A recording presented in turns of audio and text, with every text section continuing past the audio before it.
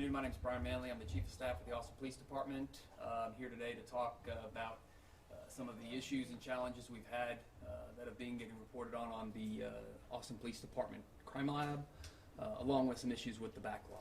A little bit of history. The Austin Police Department Crime Lab has multiple different sections. We started processing DNA evidence back in 2004. We also have a chemistry section, a latent fingerprint section, along with serology and a few other areas. In talking about the DNA backlog, there's two different types of backlog that I think the backlog that's getting a lot of attention right now are backlogged cases that we actually have a case, I believe the first one dates back to 1991, and we have 3,106 cases since that time. These are cases that were never submitted to the lab for analysis. They were submitted as evidence once they were collected, but then they were never requested for DNA analysis from the investigators. And there can be a lot of reasons for this. Some of those cases will involve a victim that for whatever reason chose not to move forward with their case. This is someone who survived a sexual assault but did not want to process through the criminal justice system with that case. It may be a case where we were able to secure a prosecution without processing that evidence. It may have been a known offender, and there may have been enough other evidence outside of that DNA safe kit that allowed for a successful prosecution. So for multiple reasons, these cases were submitted as evidence, but there was never a need to process these cases for the offense for which they were collected. And this is an issue that occurred not only here in Austin, but it occurred across the state and across the country. What we're now realizing as a best practice is we should be analyzing these cases. Although they may not have been needed to secure a prosecution in the case for which that evidence was collected, there may be a need to process that case to link it to another case where the suspect may be unknown. In other words, if we have a case with a known offender that we were able to secure a prosecution on based on other evidence, and we did not test that kit, if we test that kit and load it into the CODIS database, it could link to an unsolved case in our community or communities across this country.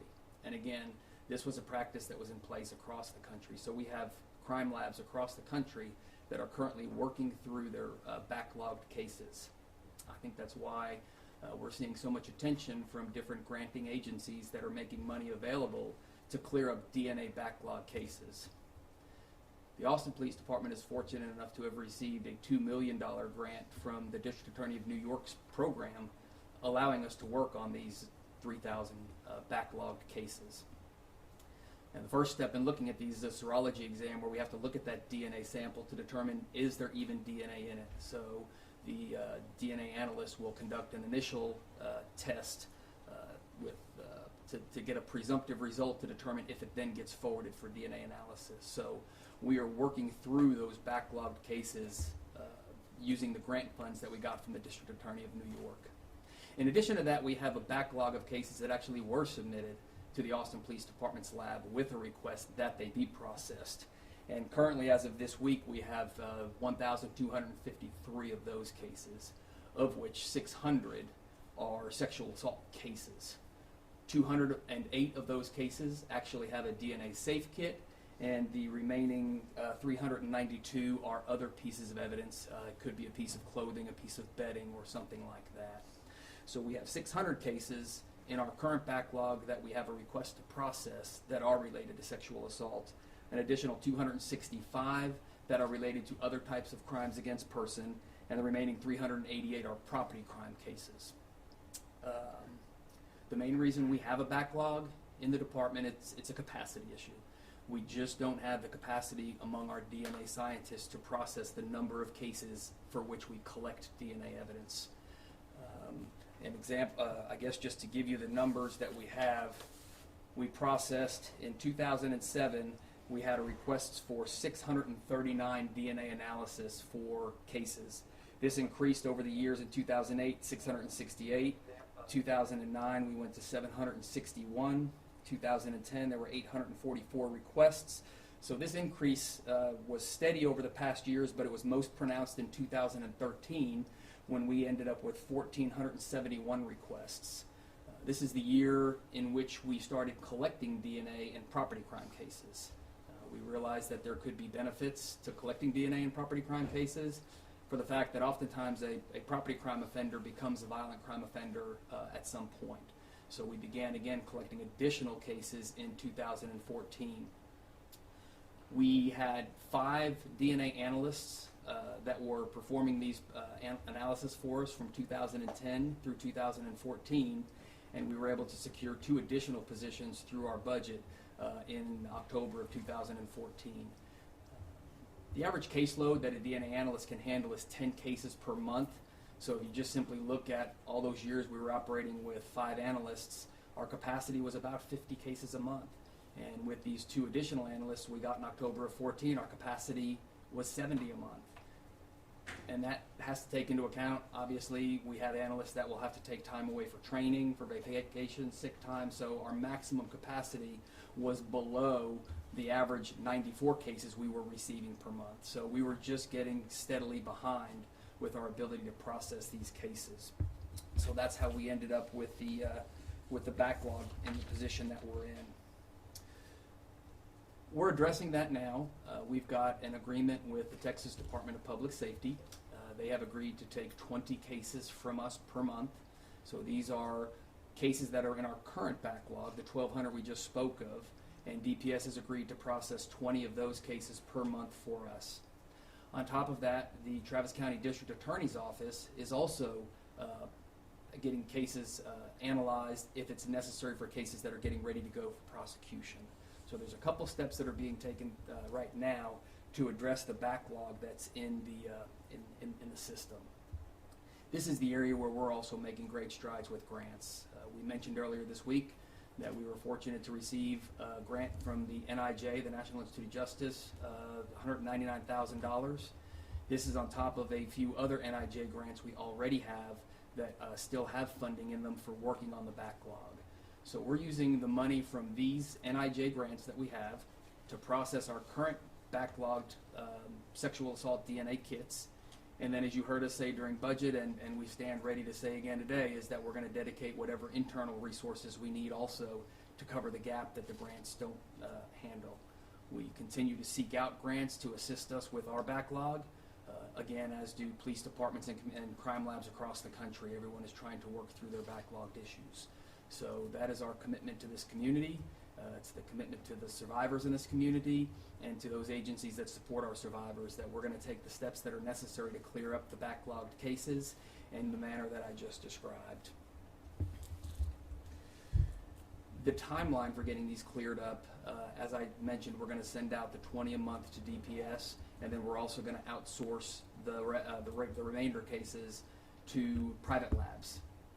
We're kind of at the mercy of those private labs, depending upon what their backlog is and what their processing time is. So we cannot give you an exact date when we'll work through all of the backlog, other than to say that it is our priority and we're putting all of our resources towards addressing that right now. There's another important thing we need to talk about today, and that is the crime lab itself. As you all are aware, we are currently have ceased doing DNA analysis in our crime lab while we do some retooling and retraining. But I think it's important also to talk about how did we get in a position to where we determined it was necessary to shut down our DNA operations. As I mentioned earlier, we opened up our DNA lab back in 2004. And since 2004, our lab has been audited 17 times. And these audits have come from different groups. One group is the ASCLD Lab, and that is the American Society of Crime Lab Directors Laboratory Accreditation Board. This is our accrediting body. Other agencies that have come in and audited our lab have been the FBI's Quality Assurance Standard Assessment, the Office of the Inspector General, Department of Justice. We've had outside auditors come in. These will be individuals that lead crime labs in their communities. They have been part of audits of our crime lab.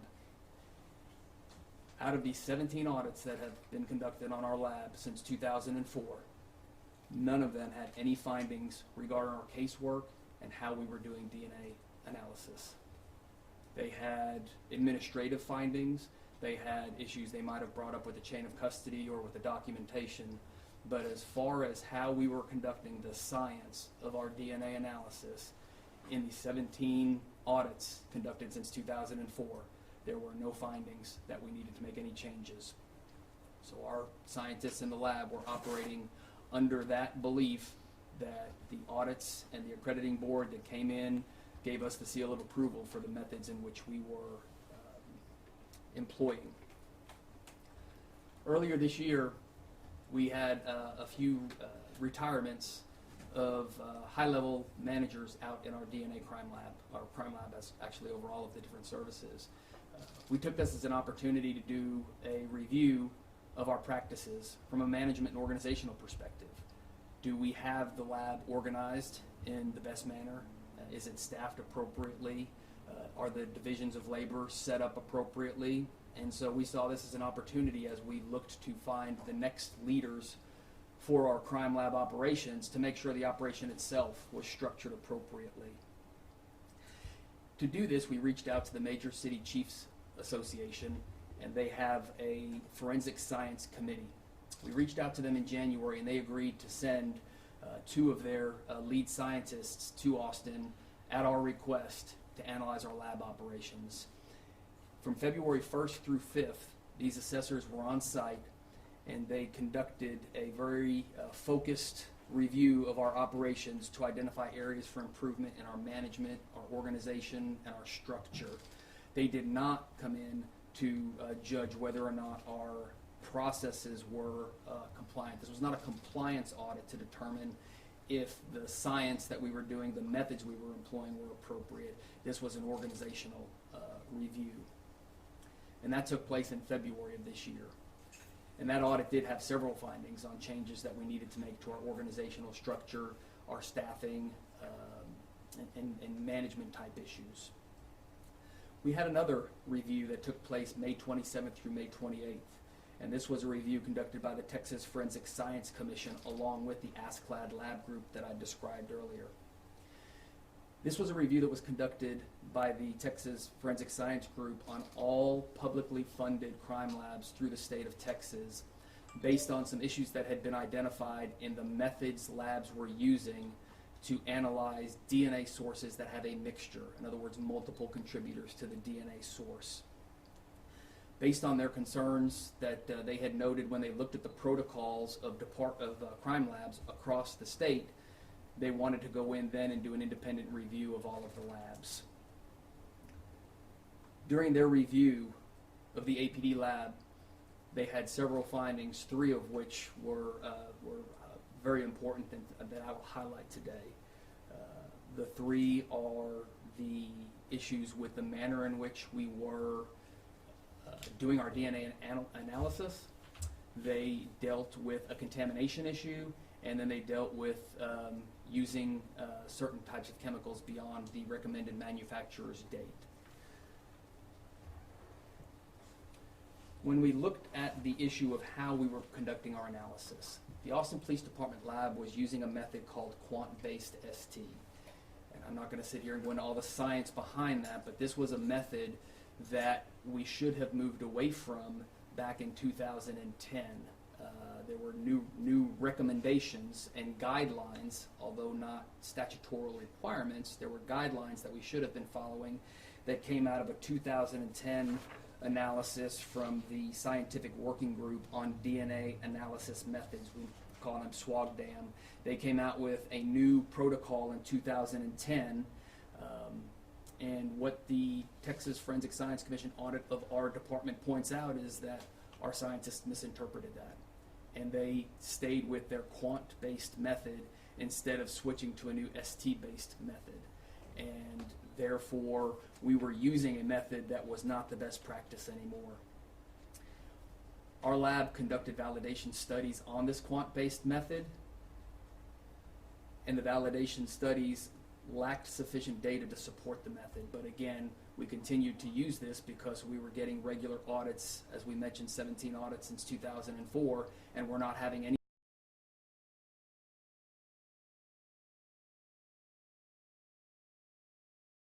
state of Texas using the method that we were using here in Austin after the 2010 SWOG-DAM report came out. Our lab was informed.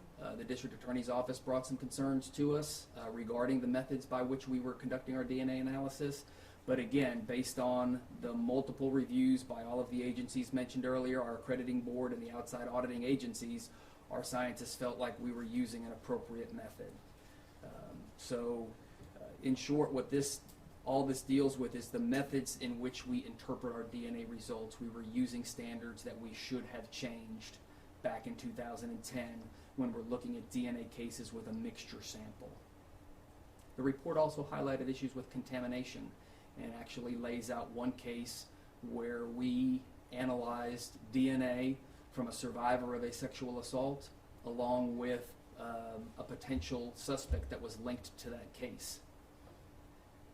The DNA analysis actually linked that suspect to the case when every other piece of evidence and every other part of the investigation did not link the individual. This individual was not a suspect and was not linked into this case.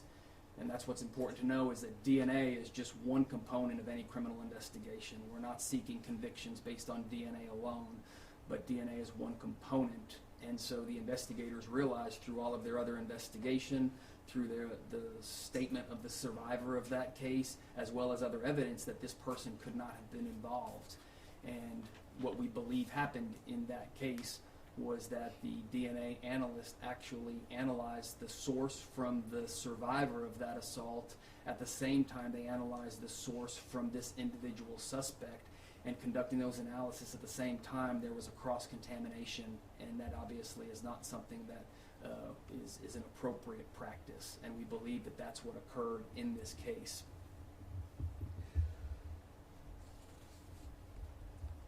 We're going back and looking at the work of this analyst to ensure that this did not occur in any other cases. We're taking a look at a large sampling of cases from 6 months prior to this incident and a year after this incident, analyzing all of the work to ensure that we don't have any other concerns with any other of the casework that was done by this analyst. The other issue that was addressed and was brought up during this review, it identified 10 cases where an analyst used a contaminated reagent blank but still interpreted to the results. And what this showed is that they realized that the blank had been contaminated, but when they looked at the actual DNA analysis that they did using this, they just discounted those alleles where this contamination took place and made their identification based on the remaining alleles, when obviously we should not have used this at all. But again, they accounted for the contamination and removed it from their analysis, but this is not something that we should have done. We should not have used those tests. The last issue that I will talk about is that they identified a process where we were using reagents, and these are the chemicals that we use to conduct the initial analysis on a DNA sample to determine if it is of a large enough quantity and quality to where we should do a DNA extraction to do a DNA analysis. The manufacturer's recommendation for this reagent says to mix daily.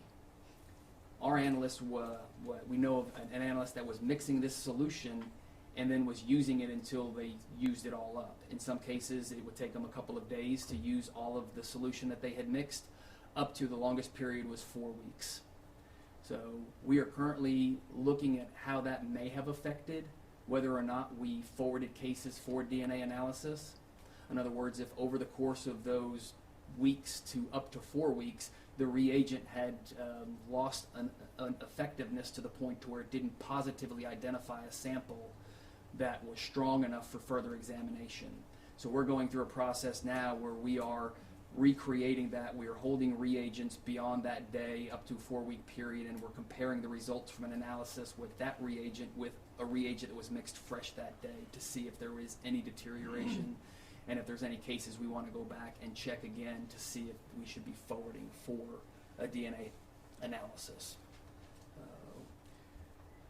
What we have here is we have a failure where our checks and balances did not work. We had scientists that misinterpreted information that was guidance from a governing body, as well as from some of the leading DNA educational materials. We had 17 audits from various agencies and accrediting boards that did not find any issues with the way in which we were conducting our science analysis, but yet we were not following the best practices. for all of these reasons, we made the decision in June to shut down DNA operations in our lab. We realized that we want to make sure when we open back up that we're a better lab for having gone through this. There are a lot of lessons to be learned here. Each and every one of our DNA analysts is going through a complete retraining, regardless of their tenure with the department, regardless of their experience in this field. We are retraining all of our DNA analysts. We're relying on the Texas DPS lab for help with this. They've allowing us to utilize their services. They're helping train our folks. So we're getting this retraining done as quickly as possible. But again, kind of like with the outsourcing of the cases, we are at the mercy of another agency to some extent for how quickly we can get these individuals retrained. Our goal is to have our lab operational again for DNA functions in February of this month. However, it could take a few months longer depending upon the training times to get this done. We will not open the doors until we are confident that we're employing best practices with individuals that have received the best training, and we will seek one of our outside bodies to come in and do an audit of our operations before we begin conducting DNA analysis again. Our case generated a lot of discussion among the DNA community.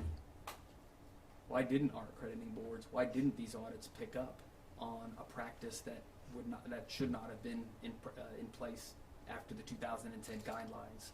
So there's a lot of discussion taking place right now between the Texas Forensic Science Commission, the ASCLD lab group, and other leaders in this field to determine who should be responsible for looking at the practices, the science behind all of the labs, and what should that look like. So again, this is not a position we would want to be in as an agency, but we're here. We're going to make sure that we come out on the other end of this better for this, ensuring best practices, and that other labs as well will be employing best practices based on what we've learned here. The path forward from here, the district attorney's office has notified all criminal defendants, along with their attorneys, that have been involved in cases where there was a mixed DNA sample, of the methods we were employing and of their rights to request a reanalysis of the DNA in their cases. They are also currently reaching out to all other criminal defendants and their attorneys in cases where DNA was used, letting them know what the process is as well for requesting a reanalysis of the DNA in their cases, and that is ongoing at this time. We are not aware of any case where we have an individual that was convicted unjustly based on DNA. And as I mentioned earlier, I'm not aware of a case where DNA was the sole piece of evidence, not discounting the value DNA adds to a criminal trial and how powerful that can be to a jury. We definitely understand the impact when you're talking about the likelihood of a person being involved in a crime is 1 in billions or quadrillions. It's an amazing science, but that being said, we also rely on everyday investigation and other means to link individuals to crimes. We are committed to ensuring through the review of our cases that we can say that about each and every case, that we have confidence that it was done right and that we don't have anybody that was unjustly convicted based on this, but we do not believe that that's going to be an issue.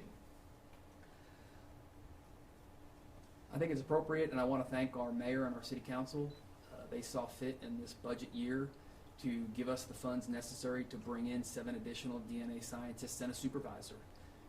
We don't want to operate a lab that's in a constant backlog situation. We don't want to have to tell a survivor of a sexual assault that it's going to take us 242 days to process their DNA evidence. That's not something someone should have to hear. And the council heard that loud and clear. We had a lot of survivors. We had a lot of support groups that work with the survivor community here in Austin that had the courage to go to council and stand up and talk about their victimization and how it impacted them. And that, I think that really got the heart and mind of the council, and they realized that this was something that was so important that needed to be funded. And they've given us the funding in this year's budget to hire the additional staff to adequately staff our lab so we can process these cases in a timely manner. I also want to thank the support groups here that I just mentioned that reach out and work with the survivors of sexual assaults. thank them for their continued partnership as well as their advocacy with council to get us the staffing so that we can get our operations back up and running and become a model agency that is keeping up with our cases. And the last thing I want to do is just encourage the survivors of the sexual assault victimization here in our community. We know it's one of the most underreported crimes for a myriad of reasons that victims just do choose not to come forward after being victimized. It is important that you do. We stand here today, as we always do, for you.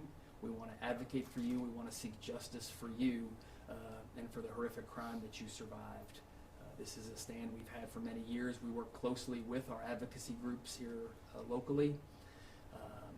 And again, we're working right now on some public service announcements, advocating for survivors to come forward, to prosecute a case, to come in and talk to us, to have the examinations done that's necessary. The evidence we gather may not only assist in getting justice for the victimization that your individual crime, but also linked to other crimes, and it may allow us to clear other crimes as well. So just a real encouragement to these survivors to please come forward and report your crime and allow us to do our best to prosecute and seek justice for you or others that may have been impacted by this offender. So with that, I'm going to stop my prepared comments and open it up for questions. How many cases are called into question by the issues with the 2010 protocol, the cross-contamination, the old reagent?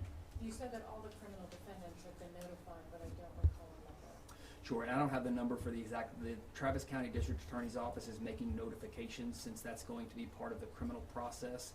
What we're doing with the specific contamination case that was mentioned in the forensic science report, we're analyzing that analyst's work, again, 6 months prior to this case and a year subsequent to this case, to ensure that there were no other issues with contamination or processing that we need to be concerned with. Any idea, though, if it's tens, hundreds, thousands?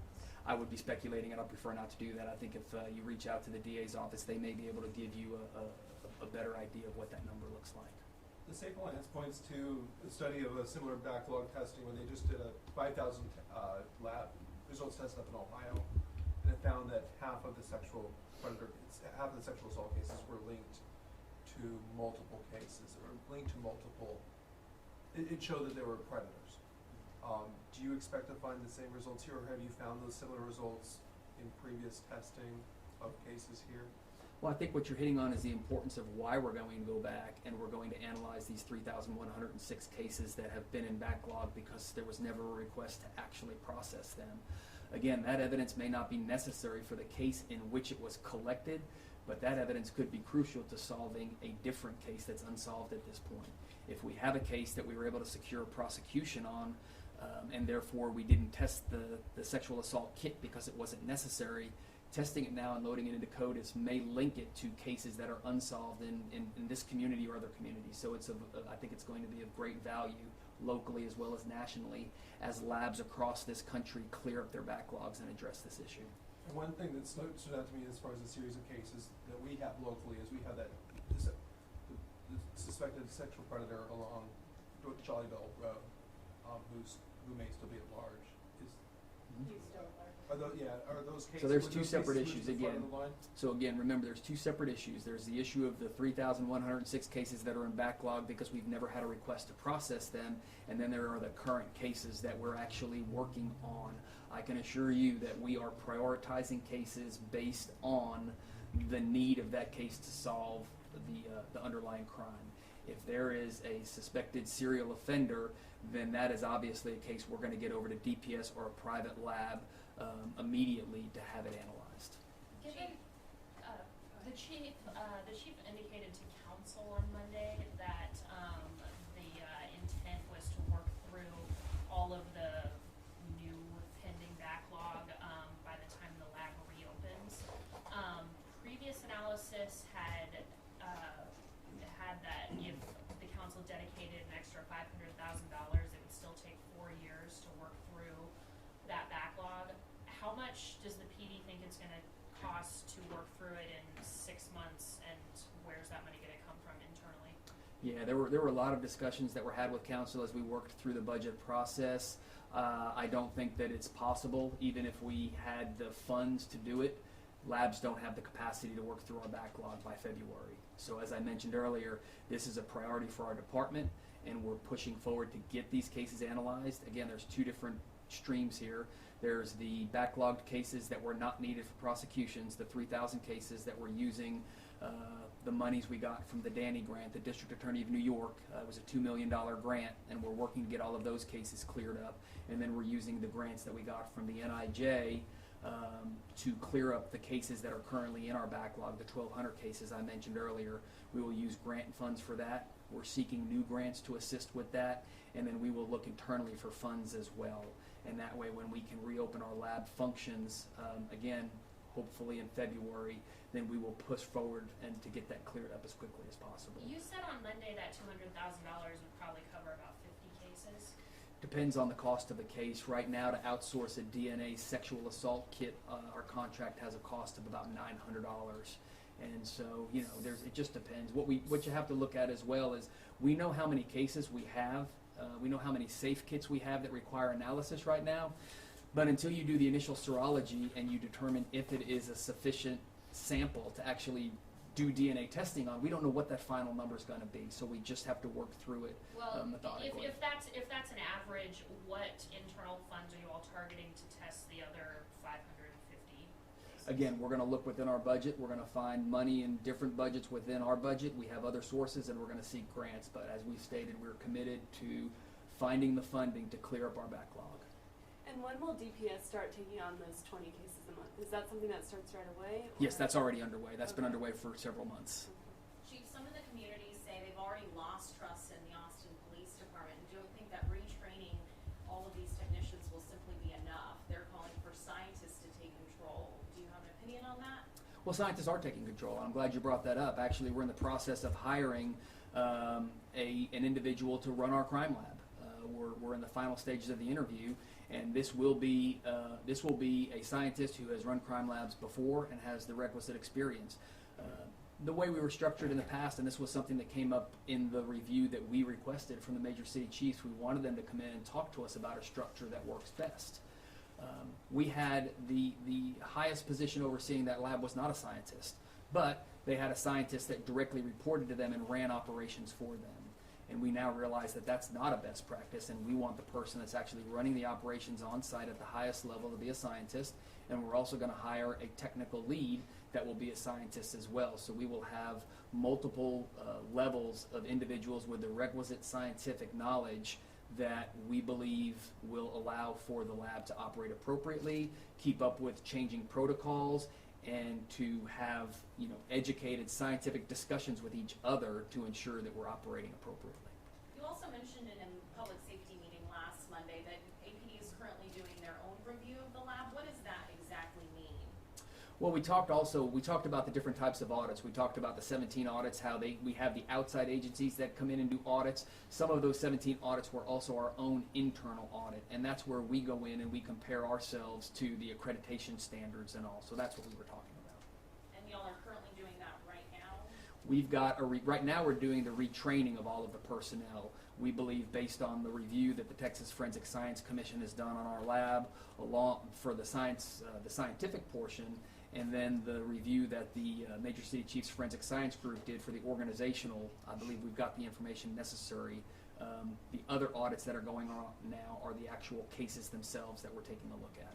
If you're talking about an analyst who did something like, as you mentioned, the reagent that has to be freshly mixed each time it's used, I'm going to assume that those are the directions on the bottle or the packaging, or that this is fairly common knowledge. How do you retrain that? That sounds sloppy to me. Right. Well, the training is very simple. We're going to remix our chemicals every day if the bottle says mix daily, and that's just it's just something that'll be written into their daily protocols. It won't be assumed that folks will follow a label. You know, that's the manufacturer that writes that on there that says mix daily. Whether it's any less potent on day 2 or day 3, it doesn't matter. If they say mix daily, we're going to mix daily. But that sounds almost negligent, if that was on the packaging that the manufacturer put and this particular analyst declined to do that, that sounds sloppy. Well, it's not a best practice, and that's why we're gonna cease it, and when But we would open this back up, it's person- going to be absolutely understood that everyone is going to follow all of the chemical protocols, manufacturer recommendations, and then just operational requirements and protocols that will be put in place by our new lab director. Would this person be facing any discipline for something like that? You know, the whole lab's under review right now, and like we're looking at the cases involving some of the analysts. If we have people that were intentionally doing negligent acts, then we're going to have to look at that. If we have people that made mistakes, then we're going to retrain them and retool the lab and make sure we're operating appropriately. But it would be inappropriate to talk about any discipline at this point as we work our way through finding out what happened and our retraining. But it is still possibly on the table at the end of the review. We're doing a review on all aspects of the lab right now. The Forensic Science Commission report, when it spoke of closing the lab, noted that it was not realistic to expect DPS to handle the additional cases, and that the PD should expect to invest significant funds in an outside lab. Why hasn't that been happening in the last few months? Well, we have been. I mean, we've been outsourcing cases to labs. As I said, we had grants from the NIJ in the past. So what we're working on doing is expediting it now, trying to identify funds so we can get this done in a much quicker manner. And then also working on the staffing so that once we do actually open the doors, we have staff and we have adequate staff that can handle the number of cases coming in, and we don't end up in a backlog. Okay, but have When you we been get outs- these scientists hired, there's going to be 7 new scientists and a supervisor. When we get them hired, it just depends on what level of experience do they bring to us. Is this an experienced scientist that's currently working in a lab and we can bring them into our lab and get them up to speed relatively quickly? Or is this a newer scientist that's going to require a lengthier training? Again, with the goal being that we have a lab that is sufficiently staffed to handle the number of cases that we're taking into evidence. So how many scientists do you think that you need total for it to be sufficient? Well, we currently have 6, and we were just approved for 7 additional, so we're going to have 13 scientists plus a supervisor that will be performing the DNA analysis for us. Have you- All right. Have you been